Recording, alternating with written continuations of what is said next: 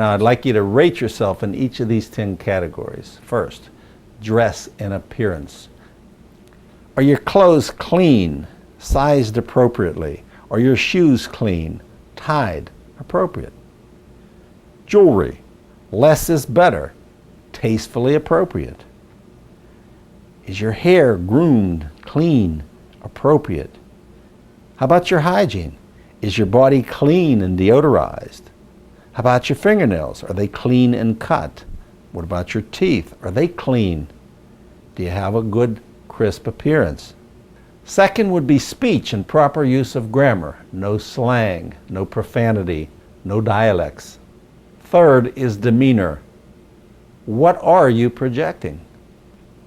How about your posture? Is it good or bad? How about your facial expressions? Are they normal or strained? Do you have relaxed body language? Do you look and act attentive? How about your automobile that you drive up in? Is it clean and neat? Is it falling apart?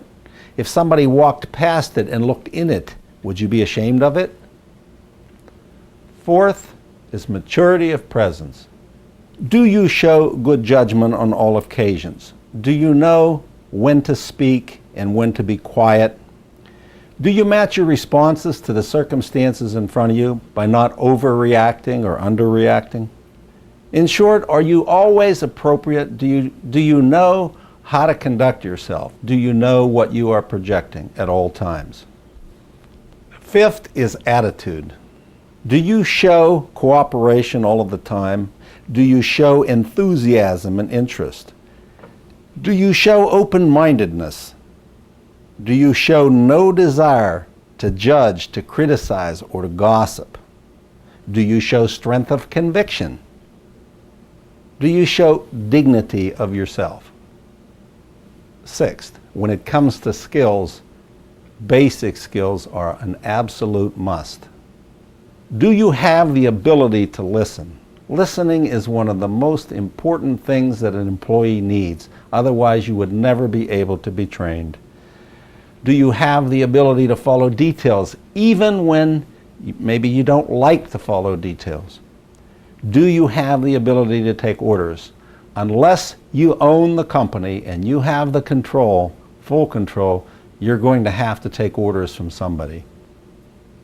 Seventh is experience, and there's two types of experience, general experience and specific experience. Now, general experience pretty much means that takes what you have done in the past. Your employer will look at what you have done in the past and kind of extrapolate that forward to what you might be able to do in the future, how it would apply to your new position. Specific experience would be pretty much, if you have done this same type of thing, how did you do with it? That's what specific experience is about. Employers love specific experience because it's, you did it before, you should be able to do it again. And then the only other factor would be attitude, which is what we work on here so hard to change.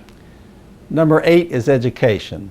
A lot of times formal education is required. There are a lot of jobs that you will not get hired if you don't have the formal education that they require. However, in a lot of cases, companies will waive the demand for formal education if you carry yourself well, if you project well, and if you have a certain experience level. I once knew a woman who was a branch manager of a major bank that's now called National City Bank.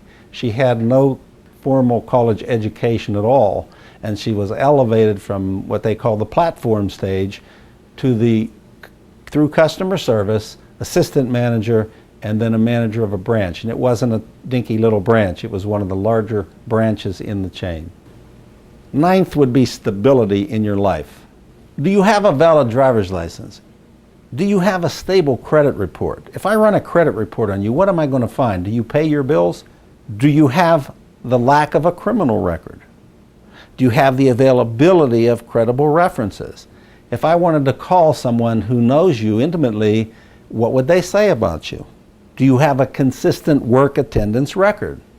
Do you have good health? Are you free of injuries? Are you free of drugs and alcohol? The 10th and final part is your resume. Almost every company will start with a resume. That will be their first exposure to you, perhaps, other than maybe a a telephone call or something of that nature. Now, your resume better have on it what it needs to have on it. In addition to that, is your resume honest? Is it complete? Is it factual?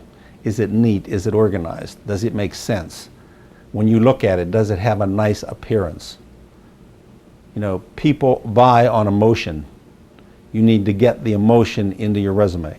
And we'll show you how to do that without looking phony or fake or overdone.